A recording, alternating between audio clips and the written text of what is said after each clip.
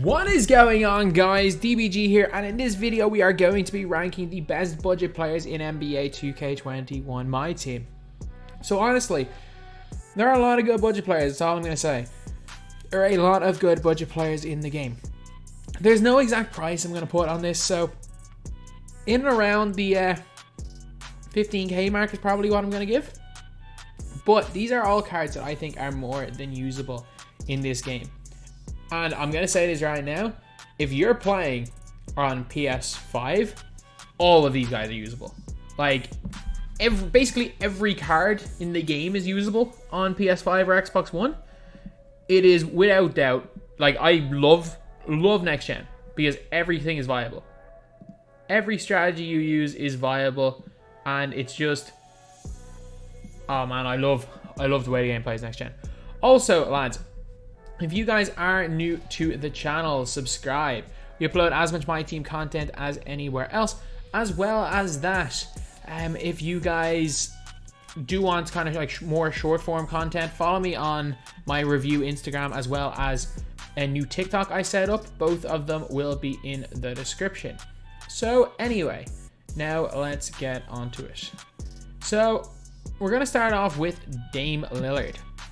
And if you're on PS5, Dame is S. He is a god. He is a god for budget guys. But I'm going to put Dame in B. Dame's good. He's got a good ball handle. His jumper is nice. Got a good release.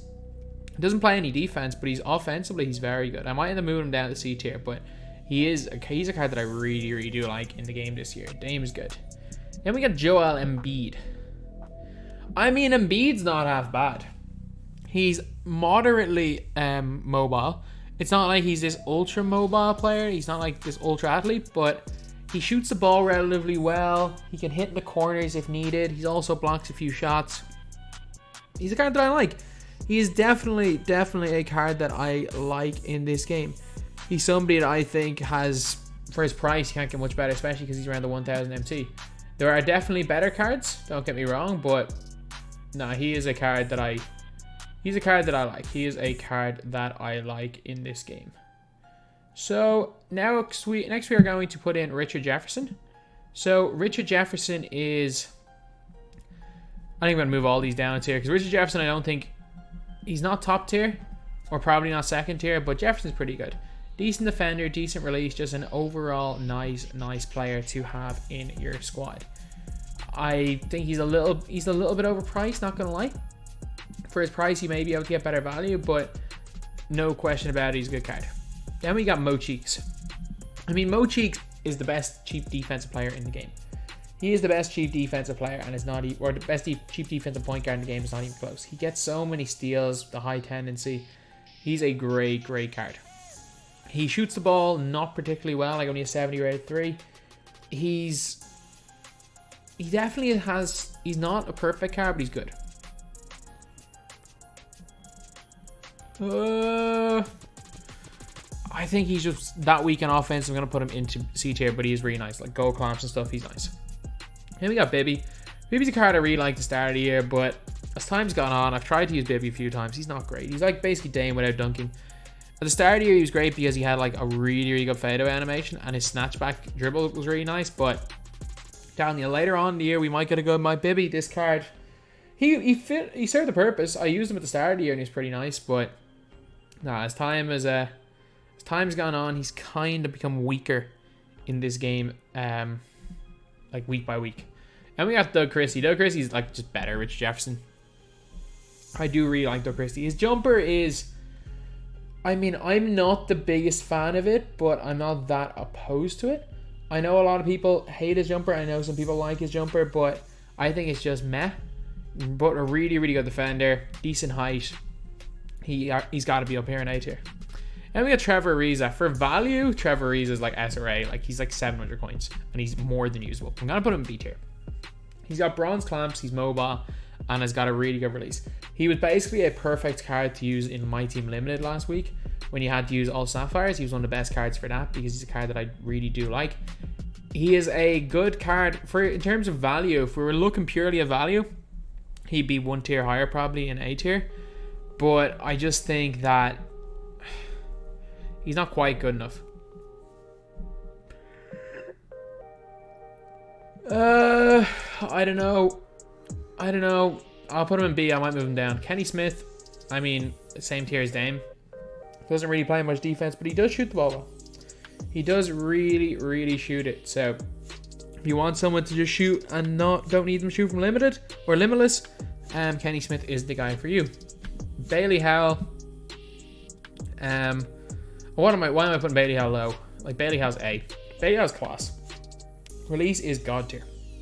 If we're looking next gen, he's greening everything. If you're looking current gen, he's still greening everything. He's got one of the best releases in the game. Bailey Howell. Bailey Howell is that dude. He is that dude, lads. He is legit. That's all I'm going to say. He is legit. One of my favorite power forwards in the game. I'm still going to say, yeah, he's one of my favorites. He's not one of the best, but he is one of my favorite. He's still good.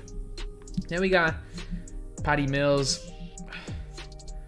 I mean, Patty Mills is basically like these two guys, but he brings a little bit less. I'm going to put Patty Mills in D.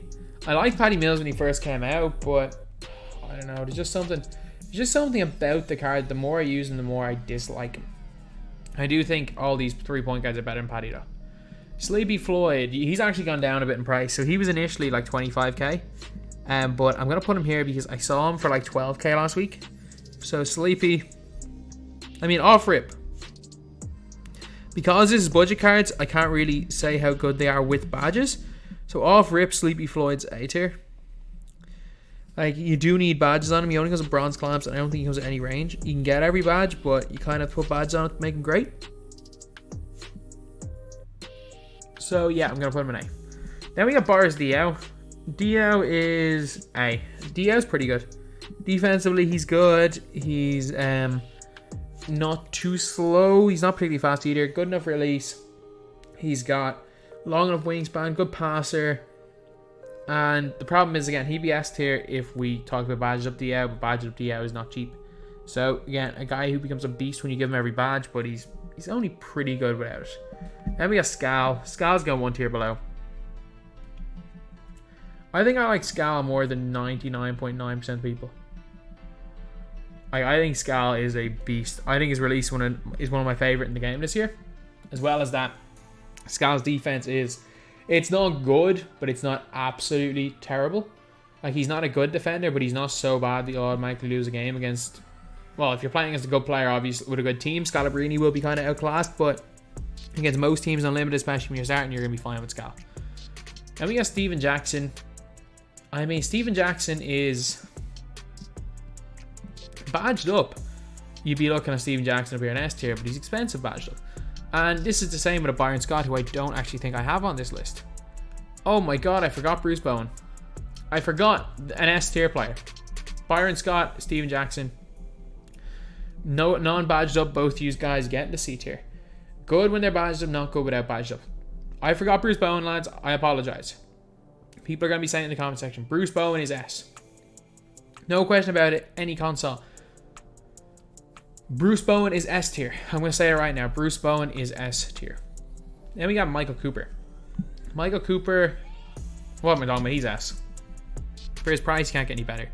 Best defensive player for his price. Knockdown shooter in the corners. Good enough dunker. Moderately fast. One of the best players in the game you can get for his price. And he's still a really good card. Like, he will be in my squad for 250. Then we got Eric Gordon. I mean, as far as, like, if you are looking at a budget video, in terms of, like, in-game, would I go into, like, a competitive game with a Richie Jefferson or an Eric Gordon? Probably Richie Jefferson, but this is, most people that are looking for budget cards would rather have a budget card that can just go out and cook people, and Eric Gordon can do that. Eric Gordon can play offense with the best of them. It doesn't matter what gen you're on.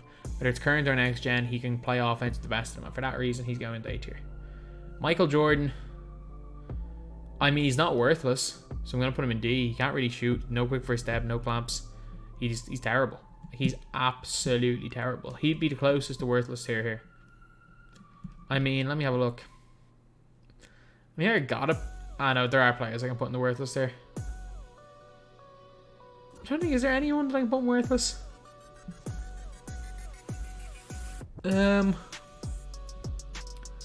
Dawkins? Chocolate Thunder, maybe? Just that I can get somebody into this tier, I guess. Because I don't want nobody in worthless, and I was half considering putting MJ there. Then we got Chris Bosh. I mean, Bosch is a card that I really like. Like, give me Bosch over, like, an Amethyst Porzingis.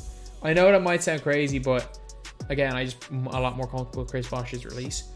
Bosch is one of my favorite big men in the game as far as cheap big men go. He's a great player, good mobile, good enough shooter. As far as cheap players go, he is a beast. He's a beast. Next, we've got an S tier player, Andrea Bargnani. Andrea Bargnani. My God, lads. My love of this card, like, I love this card so much. It's so good. Like, this card is so good. Absolute sniper. Blocks shots really well and is quick. That's basically all you need, and that's exactly what he is. Andrea Bargnani, get into S tier. Then we have got James Harden. I mean, if we're talking next gen, I'm putting Harden in A. But we're looking at both gens, so Harden is not, like, objectively, he's no better than Lillard. He's basically Dame with a different release and a little bit slower. He's got 40 silver badges, and for that reason, he's getting into C tier. But man, Harden can cook. He's not actually that much worse than the Amethyst. Then we got Dunleavy. I'm sorry to say, Dunleavy's only like B tier. Again, badged up Dunleavy's a god, but he's not badged up. Like, badging him up makes him no longer a budget player. Mike Dunleavy has got a great release. He's 6'9", can play the 2, can get every badge in the game. But without the badges, he's only B. Then we got Buddy. We're looking next gen. Buddy's not quite S. He's A, but we're talking current gen. I'm putting Buddy in C. Again, he's a non-factor on defense. He's an absolute non-factor on defense, and while he can shoot the ball, I think it's only bronze range as far as I'm aware he has. And on current gen, where it's a lot harder to green, he's not quite as good as he is on next gen, but he's just a much worse Eric Gordon. Then we got LaFrance. LaFrance is like a slight downgrade on Bargnani. There is not much of a difference between the two of them. Honestly, there's not much of a difference, so he's going B tier. Or sorry, A tier. Okay, then we have got Larry Keenan.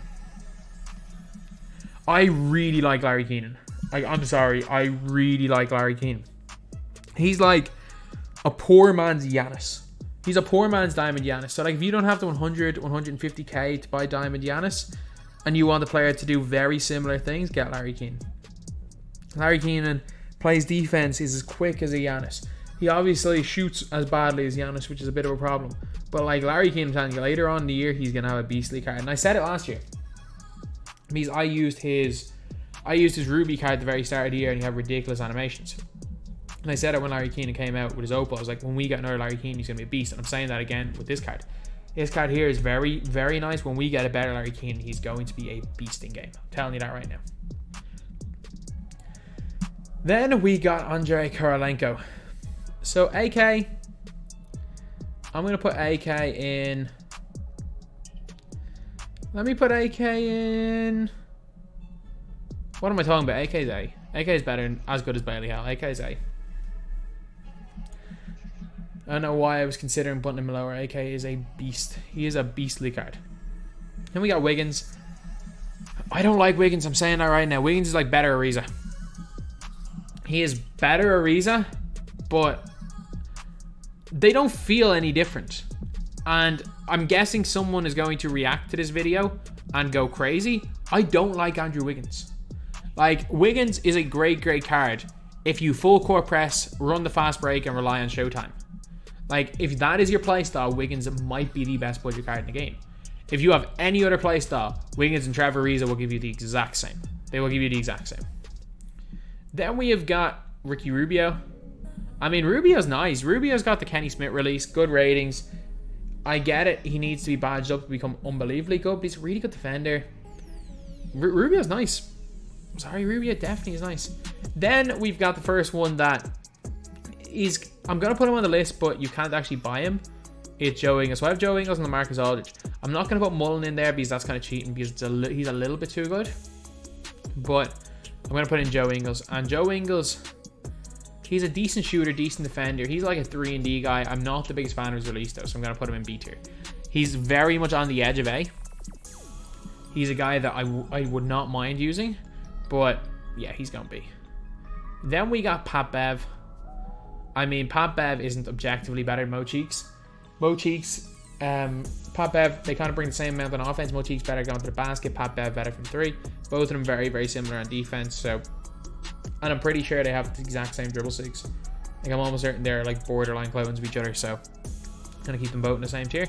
They both don't bring enough on offense to be higher. They're both really good defensively though, but they both don't bring enough on offense. And then we got CP3. CP3's going 1 tier above them. I think CP3 is a step above. He's very similar to, like, he plays a similar way to Mochique's and Bev, but he's just a step up. He's a step up. But I also think CP3 is a step down from Ricky Rubio. So that's why he's going to this tier as like the point guard that separates these two guys. Then we got Michael Ray Richardson. I mean, same problem with Mochique's. He just can't really shoot the ball. I think this is kind of fair one. I think Rubio again is that class above, and then CP3 is that little bit lower. But yeah, I think this is a fair way to rank these guys right here. Then we have got Steve Francis. Steve Franchise is going into S tier. Steve Francis is one of the best cheap point guards in the game. He's one of the best cheap cards in the game. Got Curry slide, bronze range, can go by people, dunks on everybody, got clamps. He is a beast of a card. For his price around the 10k mark, you cannot get much better. And I'm surprised since he's been out of packs that he has not gone up in price. Steve Francis is legit, lads. He is legit in this game. And we got Dino. We have the dinosaur. And I'm going to swap one thing. I'm going to put Dino in A, and I'm going to move Bosch down to B. Now, I like Bosch, but A tier was definitely a little bit high for him. Look at the rest of these players. He definitely does belong more in B tier. But Dino Raja, he's the best rebounder or shot blocker in the game. Period. Like, the way he just catches lobs, the amount of crazy rebounds he gets with that wingspan. And while maybe in a competitive setting he won't be as good as some like non-shooting centers, but for all the like non-3-point centers, he's my favorite in the game. He's got a really high speed with ball for a big man. He can push the floor, basically acting as a point guard, and especially if you're playing on current gen, where every single card in the game can throw the ball like Tom Brady, and he can make those outlet passes really accurate ones. If not, he can dribble up the floor a little bit. He can isolate at the top of the 3-point line if you're playing against a bad player. Also, if you're playing next gen, he's going to be cash because everyone can shoot next gen. He's got a good release.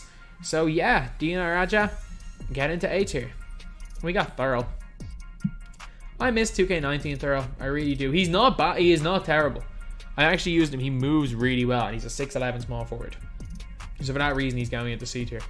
But then we've got another 6'11 small forward that I'm going to put 1 tier ahead in Jared Jeffries. Jeffries, I just think he just shoots the ball better than Thurl, and that's really it. I like kind of both of them very even. If you were to ask me who I would take, though, I would take Jeffries 10 out of 10 times because he shoots the ball a little bit better and has a better release. Especially on next gen, Jeffries is going to be a much better card. But I don't mind either of them. I think they're both pretty decent. I think they're both pretty decent players, but Jeffries is that little bit better in my opinion. Then we got Jeff Green. I mean, if we're talking... Actually, no, he's like 1700 MT, so I'm going to put him in A tier. But when he was like 800, 900 MT, he'd be S tier value-wise. But Jeff Green's up. He's so nice. He's got a fantastic release. He's got bronze quick for his steps, as far as I'm aware. Bronze clamps. Dunks it on everybody. He's a beast of a card. I think I've said that by so many, but man, if you're running with a budget team, Jeff Green should be one of the first players on your list. Then we got Steph. I mean, I can't put Steph ahead of Dame, but man, can this guy cook. Like, offensively, he's so nice. If you know what you're doing with this card and you're playing as a bad opponent, he's so good. But at the end of the day, he is slow, terrible on defense, and kind of overpriced. So he's going to C. Then we got Caron Butler. It's a weird one because if we're talking next gen, Caron Butler is A. If we're talking current gen, Caron Butler is in worthless. He sucks. So I'm going to go to a compromise. And since we don't have a lot of people in D tier, I'm going to put Caron Butler in...